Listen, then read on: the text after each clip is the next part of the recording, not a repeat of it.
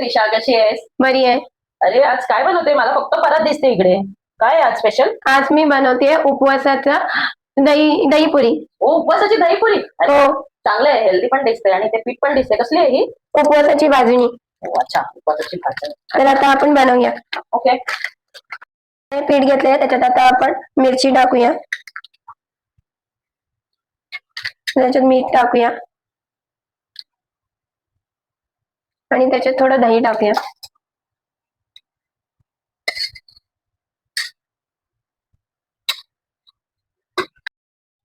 आता आपण मिक्स करून घेऊया त्याला. आता पीठ मळून झालेलं, आता आपण पुरी कशी बनवायची ते बघूया. आता आपण त्याची चपाती लाटून घेऊया. आपण त्याला छोट्या छोट्या सर्कल्स मध्ये कट करून घेऊया.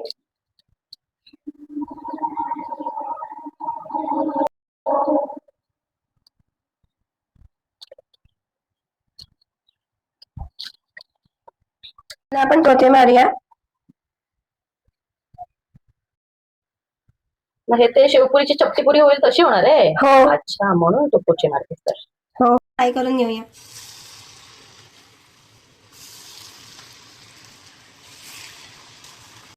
आता आपण काढून घेऊया त्याला.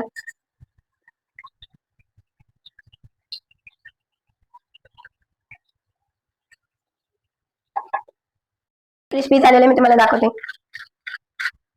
मस्त ग, छान दिसतंय. आता आपण ते याच्यावरती टाकणारी फिलिंग बनवूयात. पडलेल्या बटाट्यामध्ये थोडीशी मिरची टाक, त्याच्यात मीठ टाकूया थोडस. आता मिक्स करूया त्याला. ते मिक्स झालेलं, आता आपण पुरीला लावून घेऊया. आता आपण पुरीला पहिला चटणी लावून घेऊया. कसली चटणी आहे? खोबऱ्याची चटणी. खोबरं, मिरची, मीठ आणि शेंगदाणे ही चटणी आहे, ती आता आपण लावून घेऊया.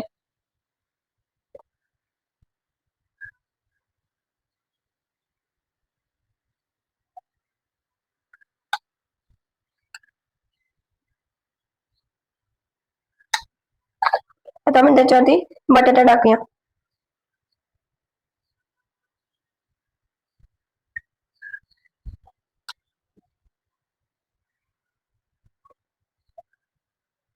छान दिसतंय तसं, पण मी ना साबुदाणा खाऊन खाऊन कंटाळलेले. हे काहीतरी नवीन खाऊ शकते मी आता उपवासात. हो. म्हणून.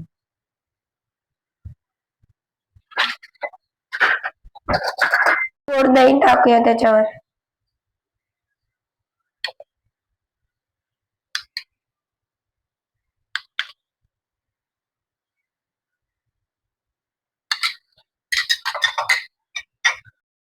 आता आपण चिंच गुळाची चटणी टाकूया त्याच्यावर.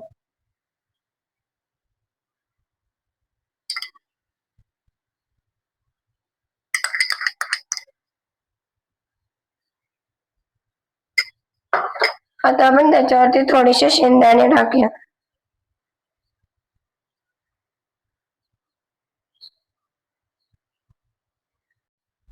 रेडी आहे उपवासाची दहीपुरी. खायला या. लाईक करा, शेअर करा आणि कमेंट करा. Bye Trisha, thank you. बाय.